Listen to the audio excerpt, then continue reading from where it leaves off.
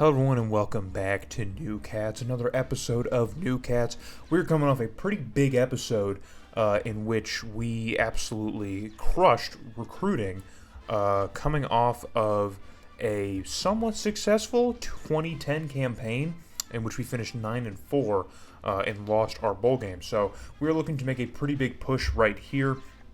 We are starting off the season ranked 9th, which is our highest preseason ranking. And we are already kicking off into our schedule with a win against Stanford.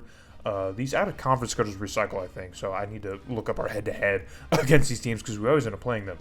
We beat the Central Michigan Chippewas in not the most convincing of fashions. A pretty ugly game for number 9 in the country against a mid-tier MAC team. But that is going to take us to Oregon, our home opener against the Oregon Ducks. We absolutely clown them at Ryan's Field in Evanston, Illinois, which is going to carry us into another road game against the Arkansas Razorbacks, who are ranked 19th as we creep up to 8th.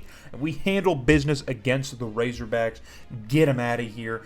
We are not concerned about no mid-tier SEC. We are the class of the Big Ten, at least this year. That's what we're looking to be as we cruise into our bye week. But, of course, we have number 3 Ohio State, who trips us up yet again for what feels like the 10th freaking year in a row. We cannot get past the Ohio State Buckeyes, but this time they barely beat us, so they only outpaced us by a little bit.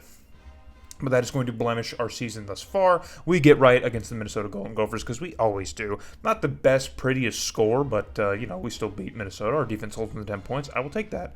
And then we cruise into Indiana to play a winless Hoosiers team, and we have an absolute shootout. Put up a college basketball score with the Hoosiers. Just a crazy shootout. I don't know why our defense has problems with the Hoosiers, but we do keep them winless as we cruise into Kentucky to play the Wildcats again for I think the third or fourth time in this series, and we do beat Kentucky again in a pretty ugly score. Our defense has played pretty bad the last 2 weeks, but they bounced back against number 11 ranked Wisconsin. We play the Badgers, and we beat the Badgers by 10 to continue our miraculous season as we cruise to 8-1 on the year. We are sitting firmly at 6th in the nation as we pick up another win against another ranked opponent. We beat the Purdue Boilermakers by just a single touchdown. These games are always close, but we rarely ever win all of them, so I'm glad we did.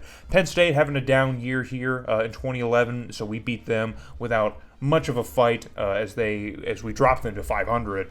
They're fighting for a bowl game at this point. And then we pick up another win against the Michigan Wolverines, a team that we have surprisingly played pretty well against in this series so far, and that puts us up to number 4 in the country with just our rivalry game against the Fighting Illini left on the schedule, the 2-9 Fighting Illini, which, hey, anything can happen except a win for Illinois, as we post another 60-plus point performance on Illinois, or in the season.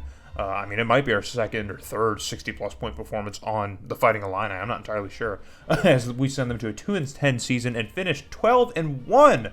And so our one loss to Ohio State is probably going to keep us from a Big Ten trophy, unfortunately. But we do have a Jim Thorpe Award winner. I think this is our second one, I believe.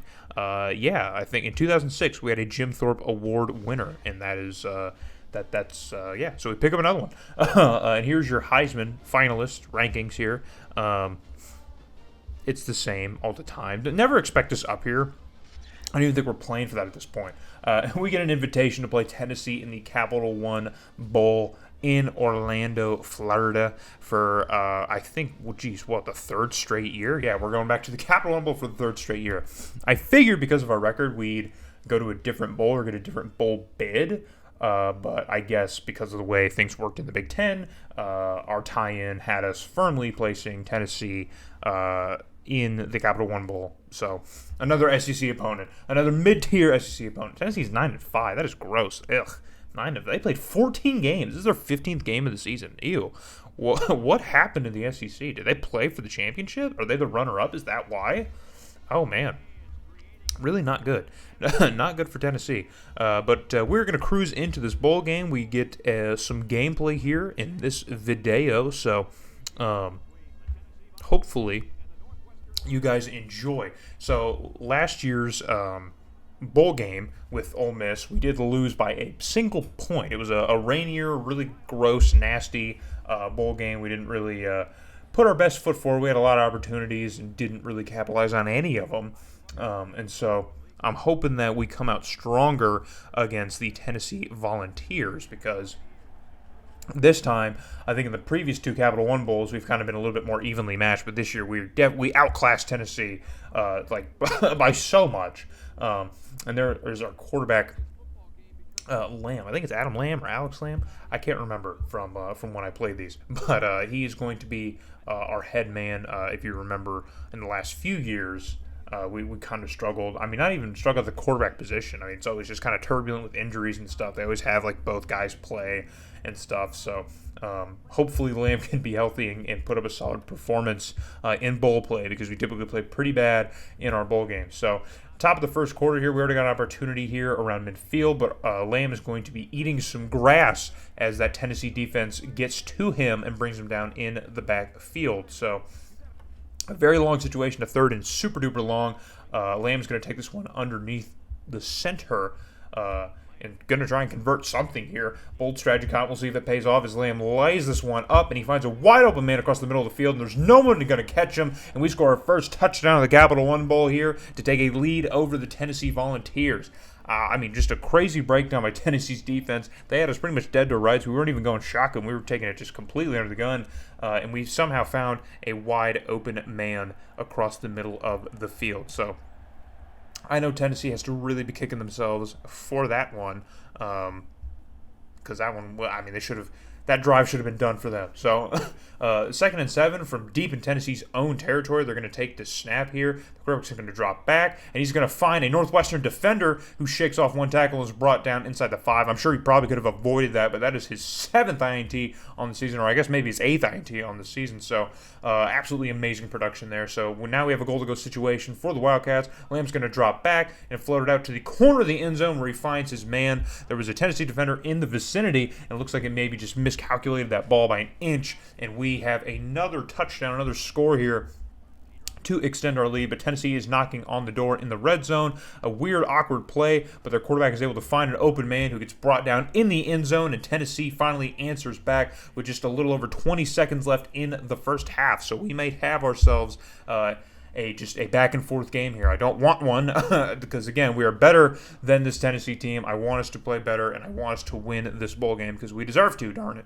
We are the better team. So we're going to tack on a field goal here now later in the game as our offense stalls out deep in Tennessee territory. So we will add some more points here to kind of cushion the lead that we have. But Tennessee here has one last gasp here on the goal line, and they find an open man. An awkward throw here. He's got to slide to make it, but he does get it. And so now we only have a 6-point lead now over this Tennessee team, and now with just a minute left to go, Tennessee's offense is going to come out and try and figure something out. There's 1st and 10. He throws it out to the flat, and nothing doing it there. They're going to have to blow some timeouts here. It's 2nd and 9 now. Tennessee still has a good way to go to try and tie this game up. They're going to need the touchdowns. The quarterback's going to drop back. The pressure is on, and the pressure gets to him as 2 Northwestern defenders are able to come around that edge and get to the quarterback and ensure that he's not going anywhere. The time is going to continue to take here as Tennessee's got a 3rd and very, very long. They're struggling to get set up again. The clock is still running. Quarterback's going to drop back. Again, the pressure is on, but he finds a clean pocket to throw, a clean avenue to throw through, and he overshoots his man. Maybe a miscommunication, but we are all over that play. Could have picked it and iced the game, but it's fine. 4th and 14 now. This is last-ditch effort, desperation for Tennessee's offense. What can they do to try and score here to get some points? And the pressure gets to him again, and he's brought down as Northwestern's pass rush absolutely comes in the clutch here at the very tail end of this game, and that is going to end the Capital One Bowl, and it's essentially going to end this video as this video draws to a close. We finished 13-1 with a Capital One Bowl victory under our belt. Our 2nd win in the Capital One Bowl in the last 3 years, and our 3rd bowl victory overall. So we're going to go over all the stats from this year and look into next year in our very next video. So hopefully I can see you guys all there for more New Cats.